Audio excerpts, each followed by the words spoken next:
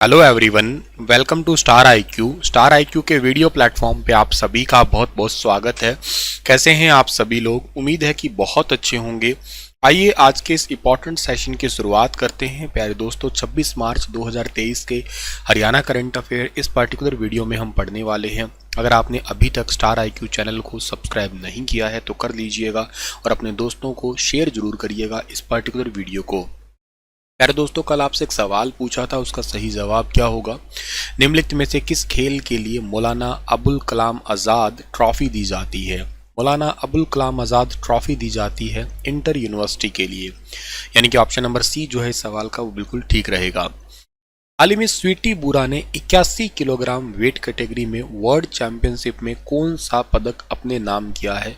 मेरे हिसाब से आप सभी प्यारे बच्चों को इस सवाल का आंसर आता होगा, क्योंकि ये सवाल वेरी वेरी इंपॉर्टेंट और कल शाम को सभी के मोबाइल में स्टेटस के रूप में ट्रोल हो ही रहा था। बहुत इंपॉर्टेंट था, आपने देख ही लिया होगा। इसका सही जो आंसर है वो गोल्ड मेडल जीता है, हमारा सबका नाम ऊंचा किया है स्वीटी बुरा ने। स्वीटी बुरा ने अभी रिसेंटली गोल्डन पंच लगाया है, चीनी बॉक्सर लीना वोंग को हरा के गोल्ड मेडल अपने नाम किया है। ये वर्ल्ड बॉक्सिंग चैंपियनशिप में हिसार की बेटी स्वीटी बुरा ने गोल्डन पंच लगाया है। तो super important super important question है ये, एग्जाम में आप लोगों को जरूर देखने को मिलेगा, याद रखना आप लोग इसे। वर्ल्ड महिला बॉक्सिंग चैंपियनशिप के सवाल एग्जाम में अक्सर आते ही है, ठीक है। और स्वीटी की शादी 7 जुलाई 2022 को रोहतक के दीपक हुड्डा के साथ हुई थी। शादी के 4 महीने के बाद ही जॉर्डन में हुई एशियन बॉक्सिंग चैंपियनशिप में स्वीटी ने 81 किलोग्राम भार वर्ग का जो फाइनल मुकाबला था उसमें कजाकिस्तान की बॉक्सर को 5-0 से हरा के गोल्ड मेडल जीता। और इससे पहले स्वीटी राष्ट्रीय और अंतर्राष्ट्रीय स्तर पर कई सारे पदक है वो जीत चुकी हैं। तो काफ़ी ज़्यादा ज़रूरी सवाल है ये, अच्छा इससे याद रख लेना। तो मैं बार बार कह रहा हूँ क्योंकि एग्जाम पर्सपेक्टिव इंपॉर्टेंट तो है ही है। अच्छा, एक बात और याद रखिएगा, इसी के साथ ही रिलेट होता है कि नीतू घनघस ने 48 किलोग्राम वेट कैटेगरी में वर्ल्ड चैंपियनशिप में कौन सा मेडल जीता? तो 48 किलोग्राम भार वर्ग में नीतू घनघस ने भी गोल्ड मेडल जीता। दो बेटियों ने यूं कहिएगा हमारा सिर ऊंचा कर दिया है। बहुत ज़्यादा इंपॉर्टेंट सवाल हैं ये दोनों के दोनों ही। भारत की नीतू घनघस हरियाणा के भिवानी जिले से संबंधित है, याद रखिएगा। घनघस ने मंगोलिया की मुक्केबाज जो मंगोलिया की मुक्केबाज है इसको एक तरफे मुकाबले में मात दी है और नीतू ने इस खिताब को जीतने वाली 6ठी भारतीय महिला बनी है। पहली बार वर्ल्ड चैंपियन का खिताब ये जीत चुकी है, ये भी एक अच्छी बात है। हालांकि ये इतनी इंपॉर्टेंट खिलाड़ी है, याद रखना। अभी थोड़े टाइम पहले कॉमनवेल्थ गेम जो हुए थे ना उसमें गोल्ड जीता था। अच्छा, गोल्ड जीता वो इम्पोर्टेंट तो था ही था, लेकिन इससे इम्पोर्टेंट क्या है कि ये MC मैरी कॉम को हरा के कॉमनवेल्थ गेम में एंट्री ली थी। तो ये और ही इंपॉर्टेंट बात होगी। तो वर्ल्ड बॉक्सिंग चैंपियनशिप ऑलरेडी वो 6 बार चैंपियनशिप रह चुकी थी और उनको हरा के कॉमनवेल्थ में एंट्री ली। एक तो सबसे इम्पोर्टेंट बात वही होती है। ये बॉक्सिंग में भारत ने एक बार फिर से दुनिया में अपना परचम लहराया है, समझिएगा। Neetu Ghanghas 48 kilogram weight category में वर्ल्ड चैंपियन बनी। मंगोलिया के मुक्केबाज को हराया है इन्होंने, 5-0 से एक तरफा मात दी है। इस जीत के साथ ही नीतू घनघस वर्ल्ड चैंपियनशिप जीतने वाली 6ठी भारतीय मुक्केबाज बन गई है। नीतू घनघस से पहले MC मैरी कॉम, जैनी और लेखा केसी, सरिता देवी और निखत जरीन ये कारनामा कर चुकी है। निखत जरीन बहुत इंपॉर्टेंट नाम है। निखत जरीन क्यों इंपॉर्टेंट नाम है? क्योंकि आपको शायद याद हो कॉमनवेल्थ गेम जो हुए थे उसमें क्लोजिंग सेरेमनी पे शरत कमल के साथ में, शरत कमल कौन है? शरत कमल, शरत कमल जो है ये खिलाड़ी है टेबल टेनिस से रिलेटेड, ठीक है ना। और ये खिलाड़ी भी गोल्ड मेडलिस्ट है। इन दोनों ने ही कॉमनवेल्थ गेम के क्लोजिंग सेरेमनी पे ध्वज वाहक यानी कि फ्लैग बीरर बने थे। ये निखत जरीन तेलंगाना की खिलाड़ी है और बॉक्सिंग में बहुत अच्छा नाम कर चुकी है। नीतू घनघस तो अब आप लोग यूं समझिएगा कि हरियाणा की वजह से आप इनको अच्छे से याद रखोगे, ठीक है। चलिए आगे बढ़ते हैं हम लोग और अगला सवाल हमारे लिए क्या रहेगा कि हाल ही में किसने अरावली ग्रीन वॉल परियोजना का शुभारंभ किया है? अरावली ग्रीन वॉल परियोजना का शुभारंभ जो किया है वो भूपेंद्र यादव ने किया है। ऑप्शन नंबर ए जो है इस सवाल का वो बिल्कुल ठीक रहेगा। केंद्रीय मंत्री भूपेंद्र यादव ने अरावली ग्रीन वॉल परियोजना का शुभारंभ किया है। ग्रीन वॉल परियोजना क्या है सर? मतलब इसका ये है कि पेड़ पौधे, बर्ड, पीपल, नीम वगैरह जो है ना ये लगाए जाएंगे। अरावली ग्रीन परियोजना के शुभारंभ में केंद्रीय मंत्री, और इसके साथ में एक गांव है यहाँ पे शुभारंभ हुआ है। मेन गांव टिकली के अंदर पौधारोपण किया है ये, ठीक है। तो गुरुग्राम का गांव है ये टिकली, ये याद रखना। और इससे सीधा सा उद्देश्य यही है कि अभी थोड़े समय के बाद ही आपको पता है हरियाणा के अंदर वन महोत्सव सेलिब्रेट किया जाएगा।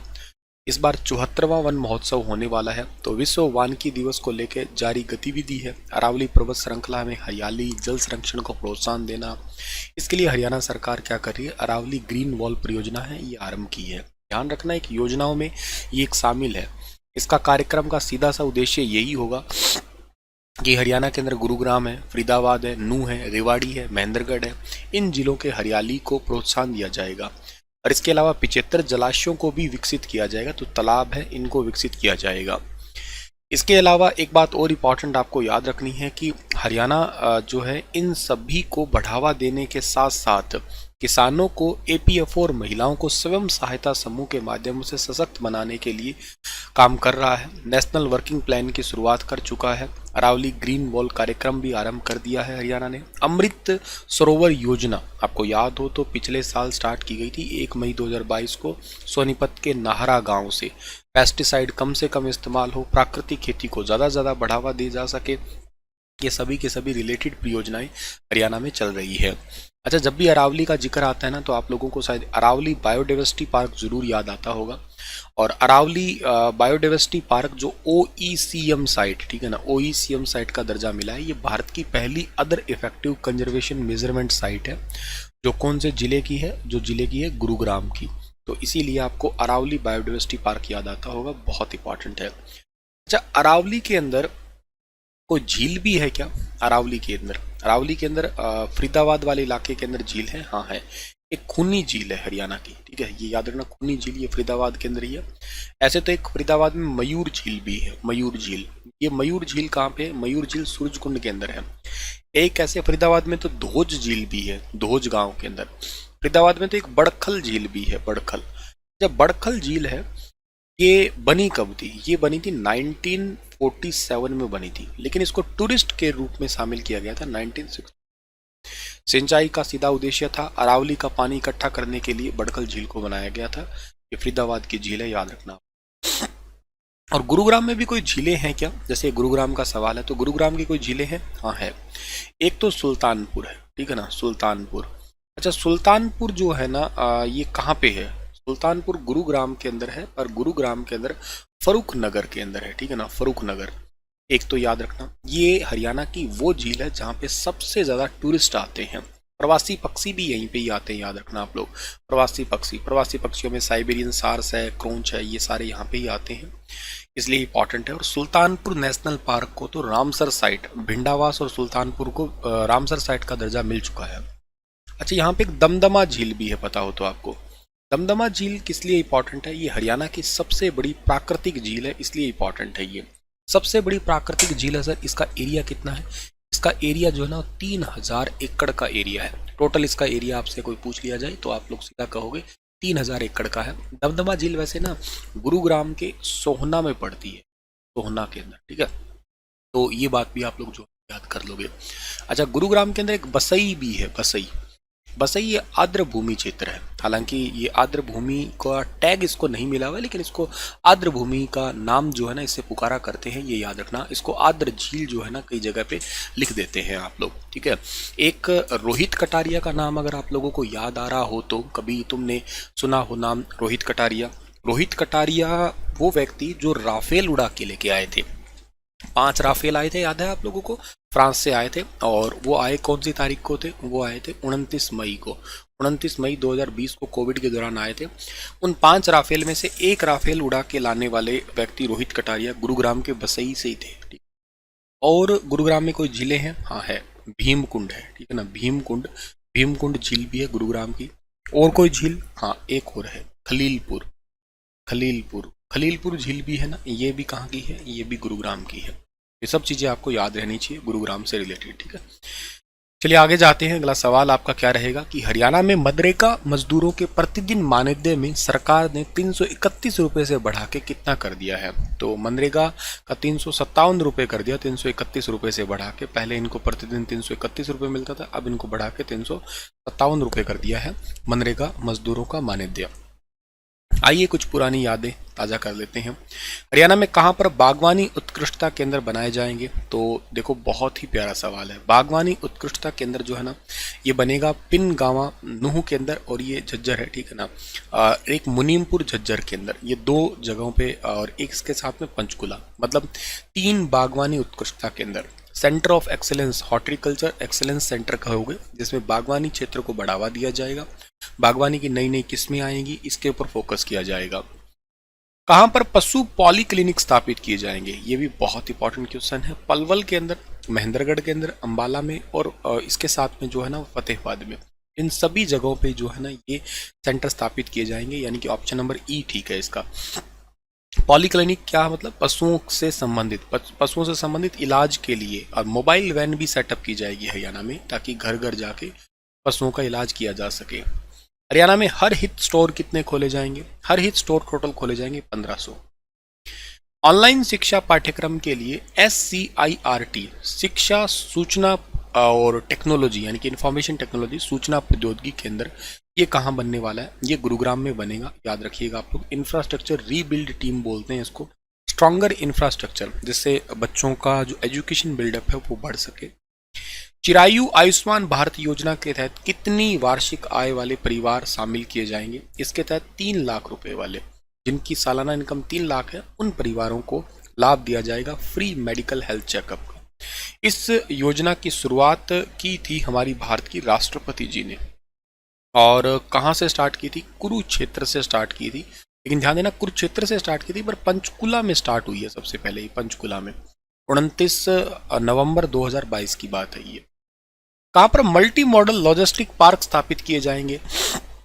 हरियाणा में मल्टी मॉडल लॉजिस्टिक पार्क स्थापित किए जाएंगे, हिसार में, अंबाला में और महेंद्रगढ़, इन तीनों के अंदर ही स्थापित किए जाएंगे। लॉजिस्टिक जानते हो ना आप लोग, जो आप ई कार्ट सर्विसेज यूज करते हो।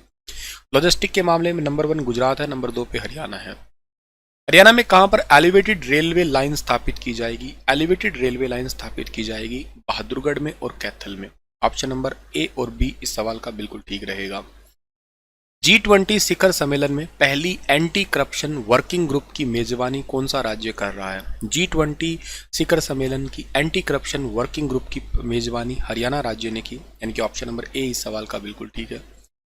किस जिले के कृष्ण कुमार ने 50 दिन में कश्मीर से कन्याकुमारी तक पैदल चलने का रिकॉर्ड बनाकर अपने नाम गिनीज बुक में शामिल करवा दिया। तो ये है यमुनानगर के। चलिए इसी के साथ ये सेशन समाप्त होता है। आपके लिए सवाल रहेगा, हरियाणा में केंद्रीय विश्वविद्यालय के 2 दिवसीय सांस्कृतिक संबंधन कार्यक्रम समर्थन के समापन अवसर पर मुख्य अतिथि कौन थे। तो बताइए इस यूनिवर्सिटी के बारे में विशेष तौर पे बताइए आप लोग, बहुत इंपॉर्टेंट है। इससे रिलेटेड कोई करंट अफेयर आपको याद है तो जरूर बताना आप लोग, ठीक है। चलिए थैंक यू सो मच। कैसा था लेक्चर बताना जरूर आप लोग, और आप सभी का बहुत बहुत धन्यवाद सेशन से जुड़ने के लिए। एक हरियाणा जीके की क्लास वेरी वेरी इंपॉर्टेंट, जो टीजीटी एग्ज़ाम की प्रिपरेशन कर रहे हैं उनके लिए आज अपने चैनल स्टार IQ पे चलने वाली है, और मेन टॉपिक ही समझिएगा मैराथन टाइप से है वो क्लास। तो उस क्लास को आप देख लीजिए, फ़ायदा आपको मिलेगा। लिटिल बिट थ्योरी रहेगी क्लास वो, और देख सकते हैं आप लोग। शुक्रिया आप